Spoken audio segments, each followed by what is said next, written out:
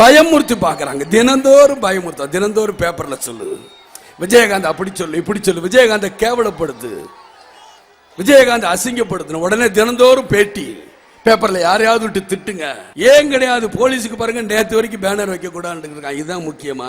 ஊர்ல நடக்கிற கொலை கொள்ளை திருடு கிருடு இருக்கு, எதை பத்தி எதுவுமே கண்டுக்கிறது இல்லை. பத்திரிகையில திரும்ப திரும்ப கூட்டணி வச்சுக்கிறீங்களா கூட்டணி வச்சுக்கிறீங்களான்னு. நான் முதல்ல இருந்தே சொல்றேன், நான் தெய்வத்தையும் மக்களையும் நம்பிதான் வந்திருக்கிறேன்.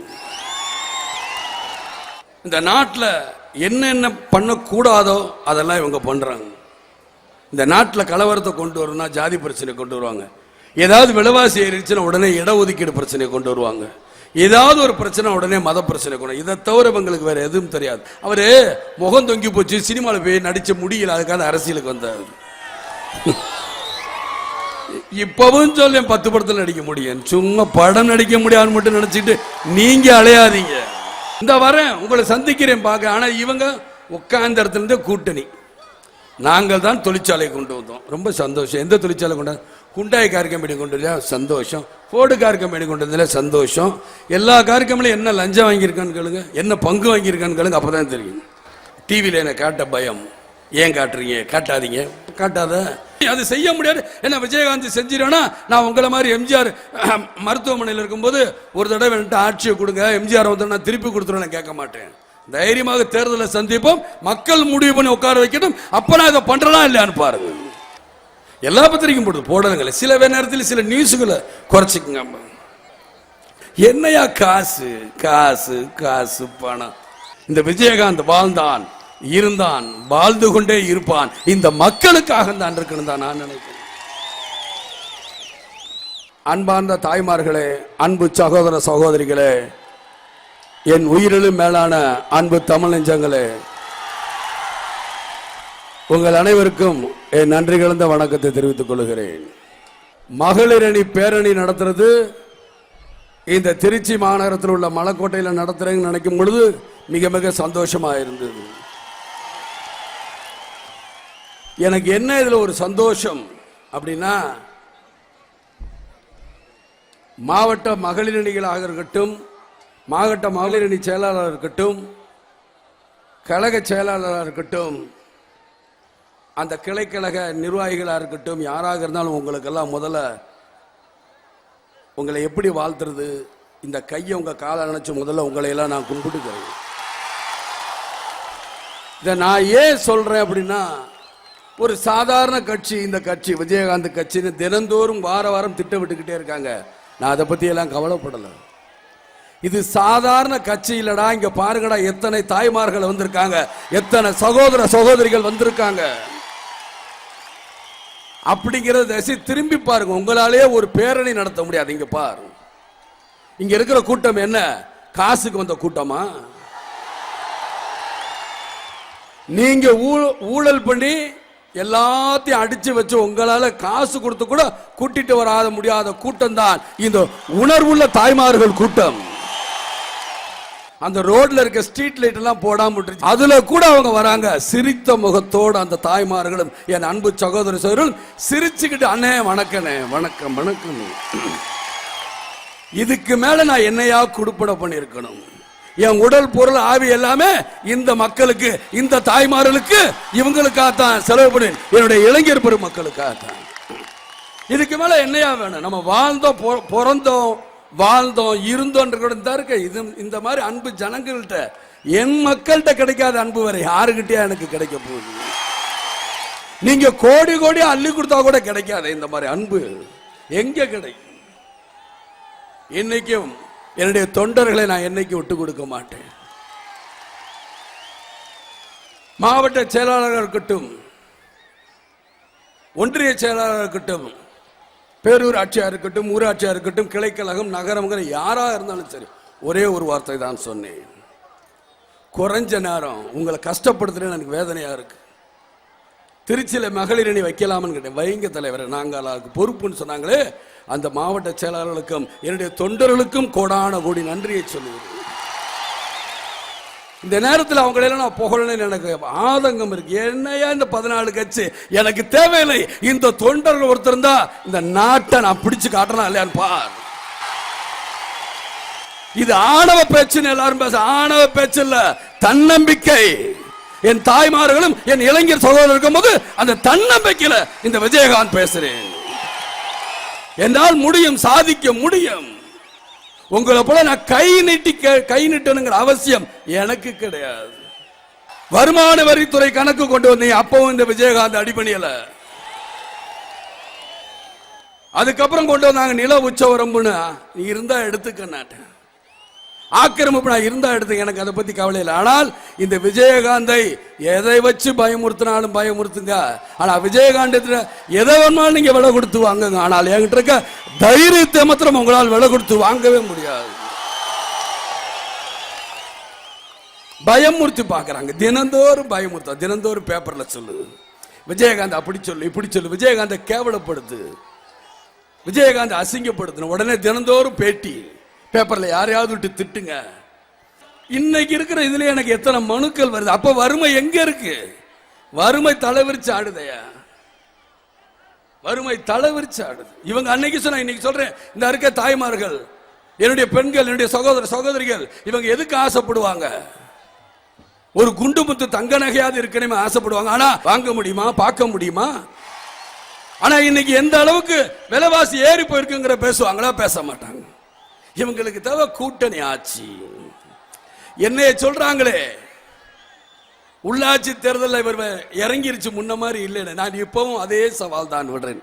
எங்க தனித்தனியாக தேர்தலை வந்து நில்லுங்க, நான் சந்திக்கிறேன். உங்களால முடியுதா?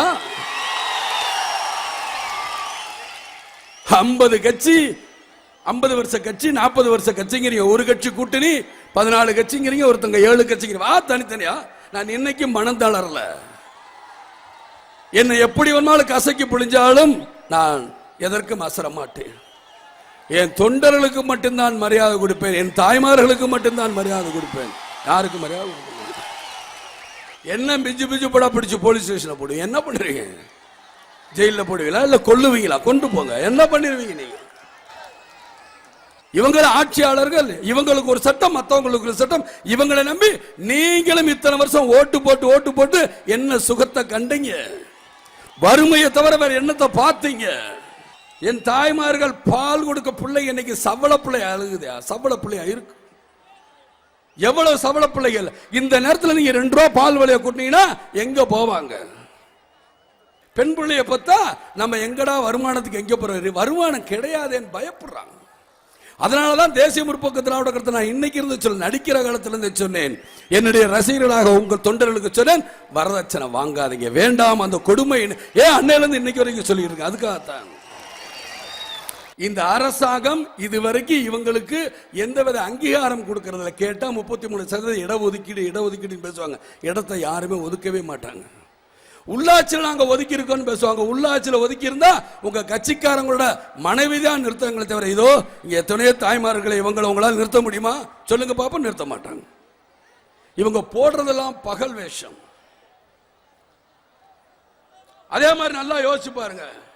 எங்க நீங்க ஒரு வீட்டில் 2 ஆம்பளை பிள்ளை ஒரு பொம்பளை பிள்ளை இருந்தா கூட, ஆம்பளை பிள்ளை தான் பெத்தவங்களை நாளைக்கு காப்பாற்ற முடியாட்டி நேரா எங்க வருவாங்க? பெண் பெண் பெண் எங்க இருக்கும் அங்கதான் வருவாங்க. பெண் குழந்தை எப்படியா காப்பாத்தாதான். அதனாலதான் புகுந்த வீட்டையும் பிறந்த வீட்டையும் காப்பாற்றுற ஒரே தெய்வம் யாரானா இந்த பெண்கள் தான். அதனாலதான் உலக மகளிர் தினம்னு சொல்றாங்க. இந்த பெண்களுக்கு அதனாலதான் 2 குலதெய்வம். பிறந்த வீட்டில் ஒரு குலதெய்வம், புகுந்த வீட்டுக்கு ஒரு குலதெய்வம். அதனாலதான் சக்திங்கிறாங்க இவங்களை. அதை புரிஞ்சுக்குங்க நீங்க முதல்ல. நம்மளுக்கு இவங்க இருக்கணும். இன்னைக்கு கல்யாணம் ஆயிடுச்சுன்னா என்ன சொல்றாங்க? என் வீட்டுக்காரருக்கு ஒன்றும் வந்துடக்கூடாது, என் வீட்டுக்காரர் காய்ச்சலாக இருக்கக்கூடாது, எதாவது இருக்கக்கூடாது. உடனே வீட்டுக்காரர் தம்பிக்கு என்ன, வீட்டுக்காரர் அப்பாவுக்கு என்ன, வீட்டுக்காரர் அம்மாவுக்கு என்ன, வீட்டுக்காரர் அக்காவுக்கு என்ன, வீட்டுக்காரர் தங்கச்சிக்கு என்ன. இவங்க ஏதோ மஞ்சளாக ஒரு 10 போட்டு ஆஸ்பத்திரிக்கு போட்டா எதுக்கு போட்டா? அப்படிப்பட்ட ஜீவன்கள் தான் இந்த தாய்மார்கள்.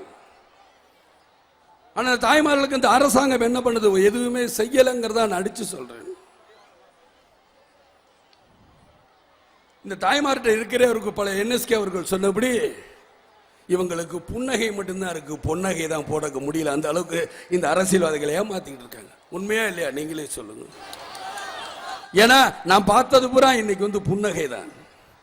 வழிநடுக அன்னை அன்னைன்னு சிரிச்சாங்களே, 6 மணி நேரம் சிரிச்சுட்டு போனல, அந்த புன்னகை எங்கேயுமே கிடைக்காது. அதை நான் பார்த்து ஆச்சரியப்பட்டேன். இவங்க இன்னைக்கு சொல்றாங்களே, இவங்க 5 ஆண்டு திட்டம்னு ஒரு திட்டம் போடுறாங்களே, அது பெண்களுக்குன்னு ஒரு திட்டத்தை அவங்க அதுல வகுக்கணும்.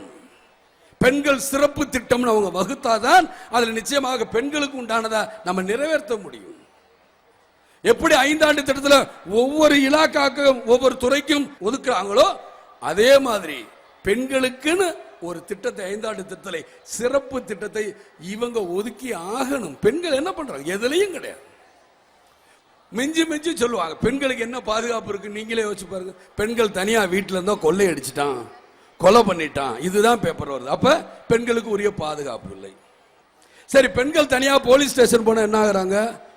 ஏதாவது போலீஸ்காரங்க தப்பா நடந்துக்கிறாங்க அப்படின்னு தான் பேப்பர்ல வருது. அதை தட்டி கேட்க முடியல. இதே திருச்சி ஸ்ரீரங்கத்தில் நான் தர்மபுரின்னு ஒரு படத்துக்காக ஷூட்டிங்ல இருந்தேன். நான் யாரு தெரிஞ்சுக்கிட்டேன்னு ஒரு பாடல் காட்சிக்காக நடிச்சுக்கிட்டு இருந்தேன். அங்க இருந்த பெண் போலீஸ் கிட்ட எல்லாத்தையுமே நான் கேட்டேன், என்னம்மா நாங்க பேசக்கூடாது, அங்க பேசினா எங்க வேலை போயிடும். ஏன்? ஆண் வர்க்கத்தின் ஆதிக்கம் அதிகமா இருக்கு, ஒண்ணுமே செய்ய முடியாது. போலீஸ்களை கொடுத்து என்னங்க பிரயோஜனம்? ஒழுங்கா பேட்டா கொடுக்க மாட்டாங்க. பெண்கள்னா அவங்களுக்கு ஒரு இழிவுன்னு சொல்ற அளவுக்கு. ஆனால் இவங்க பேசுறாங்க பெருசா, காவல்துறையில நாங்க பெண்களுக்கு மரியாதையாக வச்சிருக்கோம். எங்க மரியாதை? வேறு இடத்துலையும் கிடையாது. ஏன் கிடையாது? போலீஸுக்கு பாருங்க, நேற்று வரைக்கும் பேனர் வைக்க கூடாதுன்னு இருக்காங்க. இதுதான் முக்கியமா? ஊர்ல நடக்கிற கொலை கொள்ளை திருடு கிருடு இருக்கு, எதை பத்தி எதுவுமே கண்டுக்கிறது இல்லை. ஒரு அம்மா போகுது, ரெண்டு பிள்ளையை எடுத்துக்கிட்டு தான் ரொம்ப கஷ்டத்துல இருக்கும்னு சொல்லி தான் அப்பா வீட்டுக்கு போகுது. அப்பாவும் கஷ்டம். உடனே இவங்க கிணத்துல விழுந்து குச்சி செத்து போயிடுவாங்க. அந்த அளவுக்கு வடநாட்டில் இன்னும் வறுமை இருக்கு. குஜராத்தில் 5 பொம்பளை பிள்ளை பிறந்துச்சு ஒரு அம்மாவுக்கு. 6வது ஆம்பளை பிள்ளை பிறந்தா ஏதாவது காப்பாத்திக்க நினைக்கும் போது 6வது பொம்பளை பிள்ளை எல்லாத்தையும் கொண்டு அது செத்து போச்சு. இப்படி இருக்கு இந்த நாடு. ஆக பெண்களுக்கு உங்க முக்கியத்துவம் கொடு, நான் கொடுக்கவே மாட்டாங்க, ஏமாத்திக்கிட்டே தான் இருப்பாங்க. பெண்களுக்கு இவங்க என்னைக்கு 5 ஆண்டு திட்டத்துல ஒரு சிறப்பு திட்டம் கொண்டு வராங்களோ அன்னைக்குதான் பெண்களோட வாழ்க்கை தரம் முன்னேறும். இன்னைக்கு நான் கூட நினைச்சேன், இந்த பெண்களுக்கு ஏதாவது செய்யணுமே, என்ன பண்றதுக்கு போதுதான் என்னுடைய மனைவி பிரேமலதாவும் மாநில மகளிர் செயலர் பேசி வச்சிருந்தாங்க, ஸ்ரீ சக்தி சுய உதவி குழு அப்படின்னு. அந்த ஸ்ரீ சக்தி சுய உதவி குழு பெண்களுக்கு உண்டான சுய உதவி குழுக்களை கொண்டு வரங்கும் போதுதான் நான் நினைச்சேன், என் சொந்த பணத்திலிருந்து அந்த சுய உதவி குழுக்கு பெண்கள் வாழ்க்கையின் முன்னேற்றத்துக்காக 50 லட்சம் ரூபாய் என் சொந்த பணத்திலிருந்து டெபாசிட் பண்றேன் இன்னைக்குங்கிறேன். நான் பேருக்கு சொல்ல 50 லட்சம் ரூபாங்கனால இவங்களால யாருனாலையும் சொல்ல முடியாது, கொடுக்க முடியாது. 50 லட்சம் ரூபாய் இன்னைக்கு நான் கொண்டு போய் பேங்க்ல போடுறேன். ஏன்? இவங்கெல்லாம் அரசியல்வாதிகள் ஏமாத்திக்கிட்டு இருக்காங்க. சுய உதவி குழு உங்களுக்கு அவ்வளவு ஏற்பாடு பண்ணி தரேன், இவ்வளவு ஏற்பாடு பண்ணி தரேன். ஏன்? சுய உதவி குழுன்னா என்ன? நீங்க ஒரு 10 வாரம் 10 மாசம் பணம் கட்டி அந்த பணத்தின் பேர்ல உங்களுக்கு பணம் தராங்க. ஓ, இவங்க ஒழுங்கா பணம் கட்டி இருக்காங்களா அப்படின்னா உங்களுக்கு கொடுங்கிறாங்க. நம்பிக்கை இல்லாம தான் கொடுத்திருக்காங்க. ஆனால் நான் என் தாய்மார்களுக்கு, என் அன்பு சகோதரர்களுக்கு எந்த நம்பிக்கை எதிர்பார்க்கல. நான் செய்யறேன் 50 லட்சம் என் தாய்மார்களுக்கு உதவி பண்ணுங்கள். ஏன்னா இதுக்கு விட நான் என்னையா சம்பாரிச்சு எங்க கொண்டு போறேன்? செத்த 6க்கு 3, அதுக்கு மேல என்ன இருக்கு? என்ன கொண்டு போய் என்ன சாதிக்க போறேன்? எதுவும் கிடையாது. என்னைய பார்த்து கேட்கிறாங்க பத்திரிகையில திரும்ப திரும்ப, கூட்டணி வச்சுக்கிறீங்களா, கூட்டணி வச்சுக்கிறீங்களா? நான் முதல்ல இருந்தே சொல்றேன், நான் தெய்வத்தையும் மக்களையும் நம்பிதான் வந்திருக்கிறேன். தோல்வி பயம் உங்களுக்கு அதிகமா இருக்கனாலதான் இந்த பயத்துல இருக்கு. ஆனா எனக்கு துளி கூட பயம் கிடையாது. ஏன்னா நீங்க எப்ப ஓட்டு போடுறீங்களோ அப்ப நான் வந்துட்டு போறேன். ஏன்னா என்னால வேலை பார்க்க முடியும், எந்த வயசு வரைக்கும் என்னால் வேலை பார்க்க முடியும். நான் உழைக்கும் வர்க்கத்தை சேர்ந்தவன், உழைக்கிறவன். என்னால வெறுந்தரில் இப்படி கையை வச்சு தூங்க முடியும், மற்றவங்களால தூங்க முடியாது. ஒரு இடத்தை அடையணும்னு நினைச்சா முடிவு பண்ண அந்த இடத்தை அடையணும். நான் எல்லாருக்கும் சொன்ன ஒரே கதை நான் திரும்ப சொல்றேன். நெப்போலியன்கிற மாவீரன் நெப்போலியன் இருந்தான். இப்ப உதாரணத்துக்கு ஒண்ணுமே இல்லை, நம்ம இங்க இருக்கிறோம் உழவர் சந்தை மைதானத்துல. இந்த இருக்கு திருச்சி நகரம்னு வச்சுக்கிறோம், மலைக்கோட்டை மெயின்காடு கேட்டுன்னு வச்சுங்களேன். இந்த மெயின்காடு கேட்டுக்கு இதுக்கு இடைவெளியில தண்ணி நிறைய இருக்கு. அப்ப நெப்போலியன் கேட்கிறான், மெயின்காடு கேட்டை பிடிக்கணும் அப்படிங்கிறான். முடியாதுங்க, நடுவுல தண்ணி இருக்குங்க, போய் பிடிக்க முடியாதுங்கிறாங்க. யோசிக்கிறான் நெப்போலியன், என்னப்பா அப்படின்னு. அப்ப எல்லாரும் ஏத்திட்டு போய் பாதி இடையில இறக்கி விட்டுட்டு எல்லா கப்பலையும் நெருப்பு வச்சுட்டாரு. நெருப்பு வச்சுட்டு திருப்பினாரு. இப்ப கேட்கிறாரு, இவர் மாத்திரம் ஒரு கப்பல்ல வந்துட்டாரு. இப்ப அந்த மெயின்காடு கேட்ட பிடிப்பீங்களா பிடிக்க மாட்டீங்களா? அந்த திருச்சி மலைக்கோட்டைன்னு கேட்கிறாரு. இந்த பக்கம் போனா தண்ணி செத்து போயிருவோம், நீந்த முடியாது. இந்த பக்கம் போனா அவங்ககிட்ட வெட்டு புத்தான். இப்ப சொல்றான், இப்ப நாங்க பிடிச்சிருவோம். அப்பதான் சொல்றாரு, என்னுடைய வாழ்க்கையில் முடியுங்கிற வார்த்தை தான் இருக்குன்னே தவிர முடியாதுங்கிற வார்த்தை இருக்கக்கூடாது. ஆகையினால அடிக்கடி சொல்லுவேன், முடியாது என்ற வார்த்தை முட்டாளுக்கு சொந்தமான வார்த்தை, முடியுங்கிற வார்த்தை தான் அறிவாளுக்கு சொந்தமான வார்த்தை. ஏன் சாதிக்க முடியும்? சாதிக்க முடியும். எனக்கு அந்த தைரியம் இருக்கா? நிச்சயமாக இந்த மக்கள் ஒரு நாள் மனமாற்றம் வரும். அந்த மனமாற்றத்தில் தேசிய முற்போக்கு திராவிட கழகம் ஒரு நாள் ஆட்சி ஏறும். ஏறாம இருக்காது. எத்தனையோ இந்த இளைஞர் பெருமக்கள் இருக்காங்களே, நீங்க விட்டுருவீங்களா? இவ்வளவு நாள் நீங்க எப்படியோ இருந்திருப்பீங்க. ஆனால் ஒவ்வொரு தடையும் உங்க ஊர்ல நீங்க படுற கஷ்டத்தை அனுபவிப்பீங்க. போலீஸ்காரங்க உங்களுக்கு என்னென்ன தொந்தரவு கொடுக்குறாங்க, ஆளுங்கட்சிக்காரங்க என்னென்ன தொந்தரவு கொடுக்குறாங்கன்னு உங்களை நைஸா மாத்துவாங்க. வாங்க உங்களுக்கு கான்ட்ராக்ட் தரேன், மாறி இருக்கு, கட்சி மாறி இருக்கு. திடீர்னு சுயேட்சை கவுன்சிலர் கூட ஒரு கிக் இருக்கு. என்னன்னா, சுயேட்சை கவுன்சிலர் வேலை பேசினா 5000 ரூபாய் தான், அதுக்கு மேல இல்லை. அதே சுயேட்சை கவுன்சிலர் தேசிய முற்போக்கு திராவிட கழகத்தில் சேர்ந்தா அவனுக்கு வேலை 5 லட்சம் ரூபா. அதுக்காகவே தேசிய முற்போக்கு திராவிட கழகத்தில் சேர்ந்துடலாமா? நான் சொல்லேன், எனக்கு யாருமே வேண்டாப்பா, அடிக்கடி மாறுறது, கட்சி மாறுறது எனக்கு வேண்டாம். அப்படி என்னுடைய உண்மையான ரத்தம் இங்க இருக்கு, என்னுடைய உண்மையான தொண்டர்கள் இங்க இருக்காங்க. இதை தவிர எனக்கு என்ன? மக்களை நீங்க தயாராகணும். நீங்க எந்தது இப்ப எப்படி துணிச்சிருக்கிறீங்க? இப்ப நீங்க ஏதோ ஒரு 1500 2000 ரூபாய் இன்னைக்கு ஓட்டுக்கு கொடுக்குறாங்க. இடைத்தேர்தலுக்கு பொது தேர்தல் 500 ரூபாய். அது யாருனால? முன்ன 100 ரூபாய் 50 ரூபாய். இப்ப யாருனால கிடைச்சது? தேசிய முற்போக்கு திராவிட ஒரு கட்சி வளர்ந்தனாலதான் உங்களுக்கு 500 ரூபாய் கிடைச்சது. அந்த 500 ரூபாய் வாங்குறதுக்கு அந்த அரசியல்வாதியை நினைச்சு பார்க்க மாட்டேங்கிறாங்க. எந்த அளவுக்கு இந்த நாட்டில் வறுமை இருக்குங்கிறனால நீங்க 500 ரூபாய் வாங்குறீங்க. இந்த இடைத்தேர்தல மதுரையில் பார்த்தீங்கன்னா 1000 ரூபாய், 2வது இடத்துல 1500. பரவாயில்ல, கூடுது, இன்க்ரீஸ் ஆகுது. ஏன்? இந்த உங்க வறுமையை பயன்படுத்தி ஓட்டை போட்டுறாங்க. ஓட்டை போட்டு முடிச்சோன்னு நீங்க போனீங்கன்னா அதான் காசு வாங்கி தானே ஓட்டு போட்டா, ஓசிக்க ஓட்டு போட்டா போ அப்படின்றாங்க. அதனால சொல்றேன், காசு கொடுத்து தயவுசெய்து ஓட்டு போட. அப்படி உங்களுக்கு காசு வாங்கணும்னா நோட்டை நீங்க வாங்கிக்கிங்க, ஓட்டை தேசிய முற்போக்கு திராவிட கழகத்துக்கு போடுங்க, வேண்டாம்னு சொல்லுங்க. ஏன்னா உங்க பணம் புடுங்குங்க. இவங்க கொள்ளையடிச்சிட்டு போனது புடுங்க வேண்டியதான? ஏன் இதெல்லாம் நான் சொல்றேன்? இந்த நாட்டில் என்னென்ன பண்ணக்கூடாதோ அதெல்லாம் இவங்க பண்றாங்க. இந்த நாட்டில் கலவரத்தை கொண்டு வரணும்னா ஜாதி பிரச்சனை கொண்டு வருவாங்க. ஏதாவது விலைவாசி ஏறிச்சுன்னா உடனே இடஒதுக்கீடு பிரச்சனையை கொண்டு வருவாங்க. ஏதாவது ஒரு பிரச்சனை உடனே மத பிரச்சனை கொண்டு. இதை தவிர இவங்களுக்கு வேற எதுவும் தெரியாது. என்னை பொறுத்த வரைக்கும் ஏழைகள் என்றால் எல்லா ஜாதியிலையும் தான் ஏழைகள் இருக்காங்க, எல்லா மதத்திலையும் தான் இருக்காங்க. அந்த ஏழைகள் தான் காப்பாற்றப்படணும், எல்லாரும் தான். அதுல நான் அப்படி எனக்கு ஜாதி மதம் எல்லாம் கிடையாது. என்னைய ஜாதி மதம் எல்லாம் சொல்லிக்கிட்டு இருந்தா அதுக்கெல்லாம் நான் வேலை போக மாட்டேன். வேலை போகல, எனக்கு பிடிக்காது. அப்புறம் அதான் என்கிட்ட மனைவி கூட சொல்லிக்கிட்டு இருந்தாங்க, பேட்டி படுத்தேன். ஏங்க நீங்க சொந்தக்காரங்களுக்கு ஏதோ கொடுக்குறேன், யார் இருக்கா? நீ வரல விட்டு சொல்லு, ஒரு 3-4 பேருக்கு மேல. என் மனைவி இருக்கேன், மச்சன் இருக்கேன், வேற யார் இருக்கா? என்னமோ எப்படிமா இருக்கிற 234 தொகுதிக்கு என் சொந்தக்காரனையும் நான் கொடுத்த மாதிரியே பேசிக்கிட்டே இருக்கிறாங்க. அதெல்லாம் விட்டு மக்களுக்கு உண்மை என்னன்னு தெரியும், என்ன யாருன்னு அவங்களுக்கு தெரியும், அவங்க யாருன்னு எனக்கு தெரியும். அதனால அதை பத்தி நான் பேசுறேங்கிற விரும்பல. பொதுக்கூட்டம் நான் நினைச்சேன், பொதுக்கூட்டம் இல்லை, இது மாநாடு. பேரணி எப்படி இருக்குன்னு நடத்தி பார்க்க நினைச்சேன். இது பேரணி அப்பப்பா, ஓர் அணியாக ஒரு போர் அணியாகத்தான் இருக்குது. நிச்சயமா என்னுடைய தாய்மார்கள்லாம் இன்னைக்கெல்லாம் நான் பார்க்க முடியுது. என்னுடைய தொண்டர்களை நான் பார்த்துருக்கேன், பல தடவை பார்த்துட்டேன். ஆனால் என்னுடைய தொண்டர்களே, என்னுடைய தாய்மார்களே, சகோதர சகோதரர்களே, நான் ஒன்னே ஒன்று மட்டும் சொல்றேன். என் மாநாடை விட மிக சிறப்பாக அமைஞ்சது இந்த திருச்சி மலைக்கூடத்தில் இந்த மகளிர் அணிங்கிறதா எனக்கு சந்தோஷம். அதை விட எனக்கு கிடைச்சிருக்காங்க தொண்டர்கள், என்னுடைய செயலாளர்கள், மகளிர் அணி செயலாளர்கள். இவங்க மாத்திரம் என்ன குறைச்சா? இவளை பேர் இன்னைக்கு ஒன்னா உட்கார வச்சு அழகு பார்க்கறேன். எங்கேயே பாருங்க பார்க்கலாம் இன்னொரு கட்சியில. நீங்க யாரு எந்த கட்சியிலாவது இப்படி மகளிரை உட்கார வச்சு அழகு பார்த்திருப்பாங்களா? அழகு பார்க்க முடியாது. நான் அழகு பார்ப்பேன். ஏன்னா அவங்களும் உழைக்கிறாங்க, உழைக்கும் வர்க்கம். அது பெண்கள் என்ன கண்கள் இப்ப 2, ஆனா பாக்குறது ஒண்ணுதான். காட்சி காட்சி ஒண்ணு மாதிரி ஆணும் பண்ணும் இனம் வேற, வாழ்க்கைங்கிறது ஒண்ணுதான், அதை மறந்துடாதீங்க.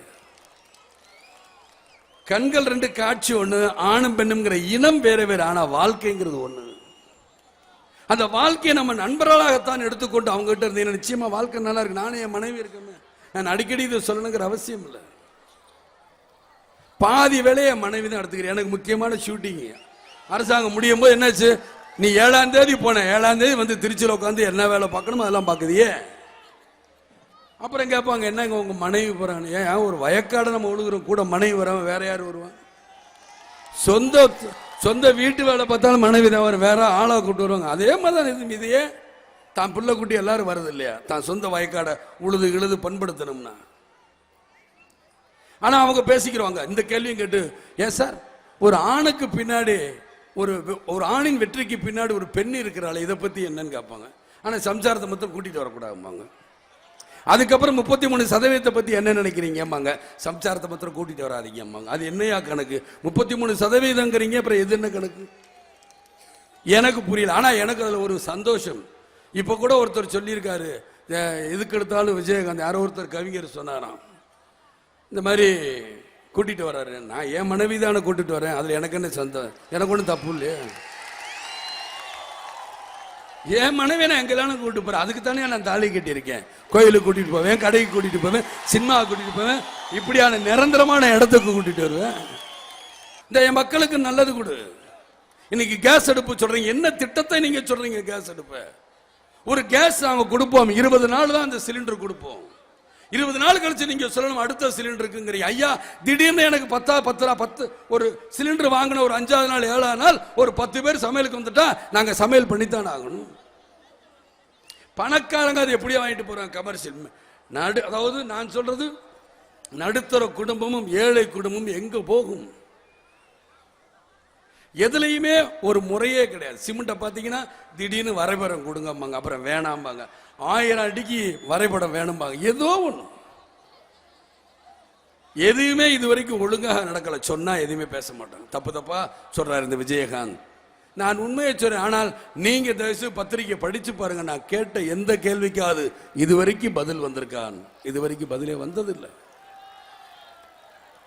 ஆனா என்ன எப்படியாவது மடக்கணும், இந்த விஜயகாந்த் பேரை கெடுக்கணும். விஜயகாந்த் கெட்டவன், விஜயகாந்த் அப்படி கெட்டவன் இப்படி கெட்டவன், இல்ல குடிகாரன், ஏதோ ஒண்ணு சொல்லிட்டு போகும். எனக்கு அதை பத்தி கவலை இல்லை. என் பேரை அசிங்கப்படுத்த, நான் காசுக்கு ஆசைப்பட்டதான் என் பேரை அசிங்கப்படுத்த போறேன். இப்ப 50 லட்சம் ரூபா நான் எப்படியா என் மகளிருக்கு டெபாசிட் பண்றேன்? என் சொந்த பணங்கிறேன். காசுக்கு ஆசைப்பட்டு இருந்தா தானே. காசுக்கு என்னைக்குமே ஆசைப்பட மாட்டேன். காசுக்கு ஆசைப்பட்டிருந்தா அது தெரியும் எப்படிலாம் எவ்வளவு இன்னும் எவ்வளவு இடம் வாங்கியிருப்பேன், இன்னும் போராமப்பட்டிருப்பாங்க. நான் ஆசைப்பட்டதுண்டு, அதிக பேராசைப்பட்டதுண்டு. இந்த மாதிரி தாய்மார்களும் இப்படிப்பட்ட தொண்டர்களும் எனக்கு மேலும் மேலும் கிடைக்கணும்னு ஆசைப்பட்டதுண்டு, பேராசைப்பட்டது உண்டு. அதுக்கு அது இல்லை நான் சொல்லவில்லை. 3 வருஷம் வளர்ந்த கட்சி, 3 வருஷ கட்சி, அது எவ்வளவு பெரிய கூட்டம். நீ நியாயமான, நீ போகின்ற பாதை நல்ல பாதையா இருந்தா நிச்சயமாக நல்ல வழி கிடைக்கும். நான் போற பாதை நல்ல பாதையை தேர்ந்தெடுத்து போறேன். என் நல்ல மக்களை நான் தேடி போறேன். ஆகையினாலதான் எனக்கு தெய்வம் எனக்கு நல்ல வழியை கேட்டது. போங்க போங்க, நல்லா புரிஞ்சுங்க. ஒரு பெத்த தாய் தப்பன் தான் பிள்ளை ஏதோ தப்பு பண்ணிச்சோ இல்ல தப்பே பண்ணலையோ போலீஸ் ஸ்டேஷனை பிடிச்சு வச்சா, பெத்த தாய் தப்பன் வந்தா ஜாமீன் தர மாட்டாங்க. ஒரு எம்எல்ஏ வந்தா கொடுத்துருவாங்க. அந்த எம்எல்ஏ போய், ஐயா என் பிள்ளைய பிடிச்சி வச்சுக்கிட்டான் என் போலீஸ்காரங்க, அப்படியா ஒரு 50 ரூபா கொடு, கையெழுத்து போட்டு கொடுக்குறேன். தகுதிக்கு தகுந்த மாதிரி 100 ரூபா கொடு. ஏதோ ஒரு 100 ரூபா போட்டு அது 100 ரூபா கிடைக்காது. அதையும் பார்த்து ஏதோ பண்டு பாத்திரத்தை போய் அடமான வச்சு கொண்டு வந்து 100 ரூபா எடுத்துட்டு இருந்தா இவர் ஏட்டுல இருந்து எல்லாம் உட்காந்தா 2 பீடி கட்டி வாங்கிட்டோம், 2 டீ ஒரு பன்னு வாங்கிட்டோம், ஒரு 5 மணி வரைக்கும் உட்கார வச்சு இல்லாத அசிங்கப்படுத்தி. இது பாதிப்பு மக்களுக்கு. இந்த பாதிப்பை எங்கேயா நீங்க நிவர்த்தி பண்றீங்க? அதான் ஒரு ஹாஸ்பிட்டலுக்கு நான் அடிக்கடி சொல்லுவேன், நான் யாரையும் சொல்ல, என்னையே வச்சுக்கிறேன். எனக்கு ஒரு குழந்தை பிறகுது, ராத்திரிக்கு போய் அட்மிஷன் பண்றேன் என் சம்சாரத்தை. ஐயா என் சம்சாரத்துக்கு வயிறு வலி, சரி சரி விட்டு போ நாங்க பாத்துக்கிறோம்.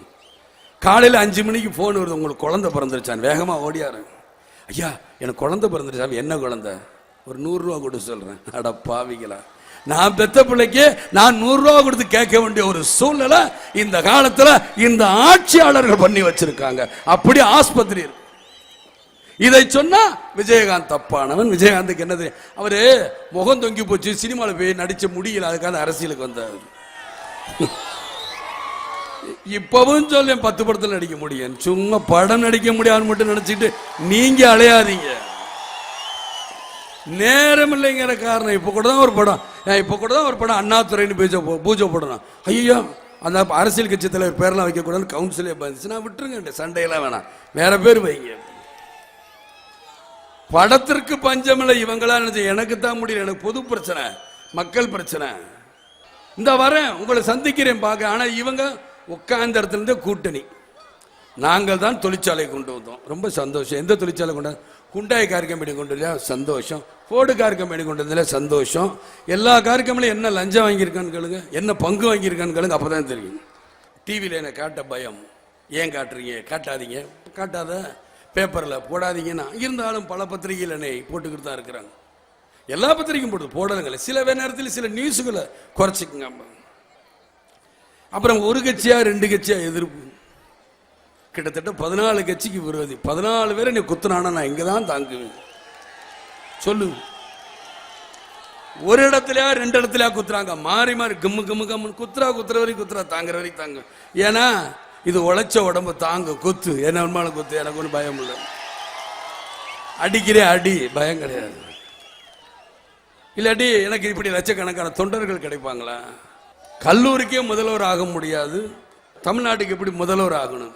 கல்லூரிக்கு முதல்வர் ஆக முடியாது, எனக்கே தெரியுமா. படிச்சிருந்தா தான், டிகிரி வாங்கியிருந்தா முதல்வர் ஆகணும். அது கூட அந்த மண்டுக்கு தெரியல பாருங்க. அதை நினைச்சுதான் எனக்கு ஒரே சிரிப்பா இருந்தது. அதை விட முன்னோர் ஆள் சொன்னாரு, பொன் விழா காசு எடுத்துக்கிட்டு இவர் கட்சி ஆரம்பிச்சோ. அப்போ நீங்க எல்லாம் கட்சி அவ்வளவுதான் ஆரம்பிச்சீங்களா? எவ்வளவு பாருங்க இவங்க புத்தி அது. ஏன்னா அவங்க கட்சி, அந்த கட்சி அப்ப இருந்தே திருடி சொருகி தானே வந்தது. என் மக்களுக்கு செயலனா கேட்பேன், யாராக இருந்தாலும் கேட்பேன். நான் தான் கேட்கிறேன், என்னையே சட்டை ஏத்து பிடிச்சுக்கள் தான் சொல்றேன். நான் அதில் பின்வாங்கினா நீங்க பேசுங்க.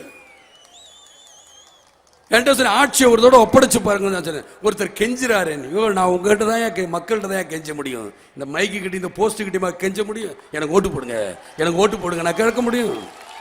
என் மக்கள்கிட்ட தான் நான் கேட்க முடியும். அந்த மக்கள்கிட்ட கேட்கறதுனால தப்பு கிடையாது. சட்டமன்றத்தில் பேசணும், ஏன் அங்க போய் பேசுறேன்? மக்கள் மன்றத்தில் தான் பேசணும். மக்கள் மன்றத்தில் பேசினாதான் நான் சட்டமன்றமே போக முடியும். மக்கள் மன்றத்தில் எடுத்து சொல்லுங்க. நான் சொல்றதுக்கெல்லாம் பதில் சொல்றீங்களா? சொல்ல மாட்டேங்க. நான் எங்க சொல்லுவேன்? இதோ கோடி இருக்க லட்சக்கணக்கான கூட்டங்கள் இந்த மக்கள் மன்றத்தில் தான் என்னால சொல்ல முடியும். எப்படியோ ஏதையாவது விஜயகாந்த மடக்கி இருந்து பாக்குறாங்க, மடக்குங்க. நிலையில நான் என்ன சொல்றேன், எதுல காசுல தானே. நில உச்ச ஆக்கிரமிப்பு, நில உச்ச வரம்பு, நிலத்தை எடுத்துக்க. என்ன ஏக்கர் நீ எடுத்துக்கியா? மக்கள் கொடுத்தது எடுத்துட்டு போய் எனக்கு தேவையில்லை. எனக்குன்னு ஒரு ஏதோ ஒரு இடம் கொடுப்பீங்களா? அது இருக்கும்ல. என் மனைவிக்குன்னு ஒரு இடம் இருக்குன்னு உங்க சட்டத்தில் இடம் இருக்கும்ல. என் பிள்ளைக்குன்னு இத்தனை இருக்கணும் இருக்குல்ல, அது கிடைச்சா எனக்கு போதும். இந்த இவ்வளவு பேர் இருக்க, இந்த 4 பேர் வந்தா ஒரு நேரம் சோறு போட மாட்டீங்க?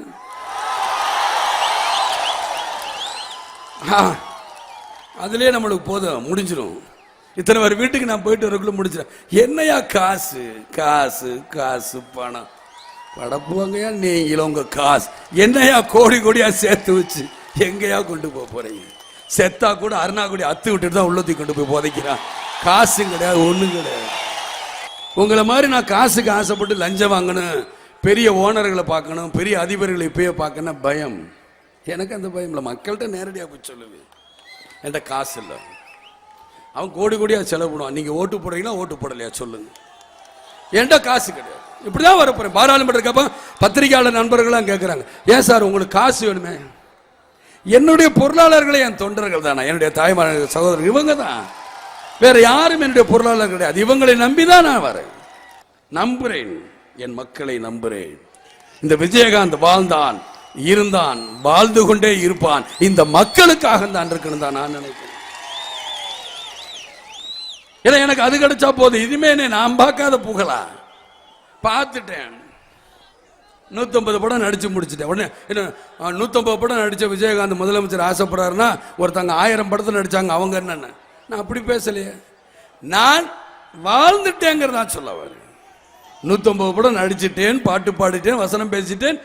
பார்க்காத பணம் கிடையாது, பார்க்காத புகழ் கிடையாதுங்க. இதுக்கு மேல நான் ஒன்று ஆசைப்பட்டு வரணுங்கிற அவசியம் எனக்கு கிடையாது. எந்த நேரமும் பதவி பதவி பதவி பதவின்னு பதவியை தக்க வைக்கிறது பார்க்கணும். இந்த பதவியை இந்த மக்களுக்கு நல்லது செஞ்சுட்டு போயா, நல்லது செஞ்சா நான் ஏன் கட்சி ஆரம்பிக்க போறேன், நான் எதற்காக வரப்போறேன்? என்னவே இந்த மக்கள் தூக்கி பந்தாடிடுவாங்க, போ போ வீட்டுக்கு போ, அதான் நல்ல மனுஷன் இருக்காங்கன்னு சொல்லிப்பாங்களே. நீங்க தான் நல்லவர்கள் இல்லாத அழிக்கிறீங்களே. இன்னைக்கு கரண்ட் இருக்கா? கிடையாது. விவசாயிகளுக்கு என்ன சொல்லி தினந்தோறும் விவசாயி சாகிற, விவசாயத்துக்கு என்ன சொல்லி? ஒன்றும் கிடையாது. கடனை கட்டாத, கடனை கட்ட. அந்த கடனில் பார்த்தா பாதி திமுக அதிமுக காரன் தான் கடனை கழிச்சிருக்காங்க, தவிர உண்மையான விவசாயிகளுக்கு கடன் போயிருக்கா? கிடையாது. கூட்டுறவு சங்க கடன். நான் ஒரு திமுக அதிமுகன்னு வச்சுங்க, ஊராட்சி தலைவர், நானே ஒரு 10 பேர்ல நிலம் கொடுன்னு சொல்லிடுவேன், கடன் கொடு.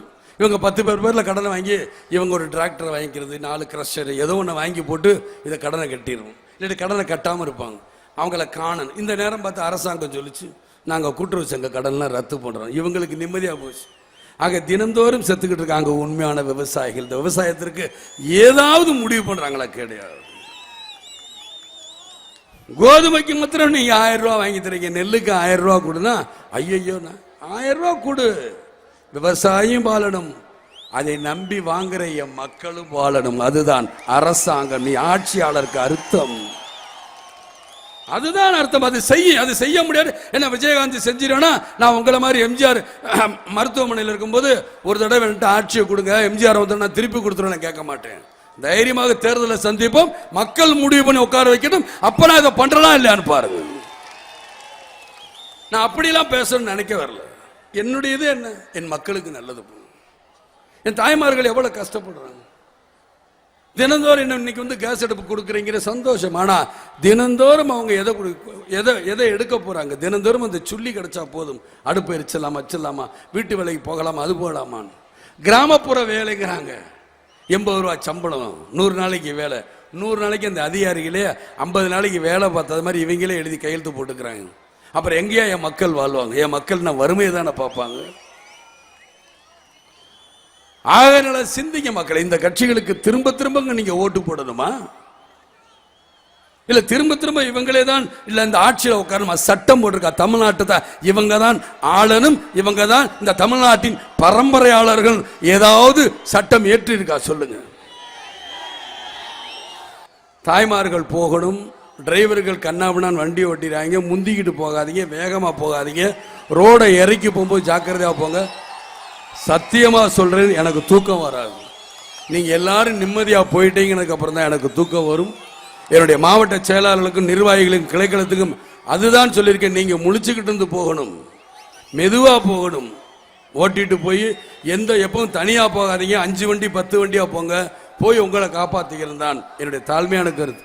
ஆனால் கூட்டம் முழுமையாக இந்த இடத்துல வர முடியாட்டினாலும் திருச்சியில இப்படி ஒரு கூட்டத்தை இந்த தென்னூர் உழவர் சந்தையில யாராலையும் காட்ட முடியாது.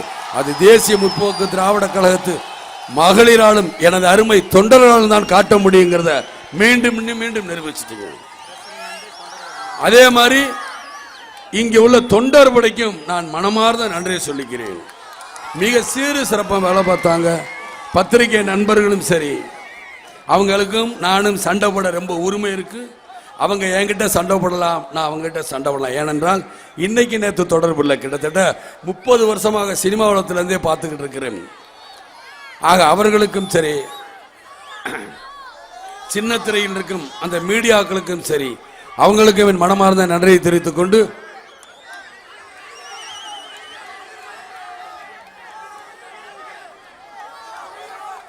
என் உயிரே உங்களுக்கு இருக்குமா, அது எனக்கு திரும்பி வந்த என்ன உங்ககிட்டே இருக்கட்டுமே, தப்பு கிடையாது. நான் உங்களோட தான் ஐக்கியமாக இருக்கிறேன். ஆனால் என் உடல் பொருள் ஆவின்னு சொன்னேன். நிச்சயமாக நான் எப்படி உங்களுக்கெல்லாம் நல்லது பண்றேங்கிறது அன்னைக்கு தெரியும். நிச்சயமாக மக்கள் கஷ்டப்படுத்த மாட்டேன்.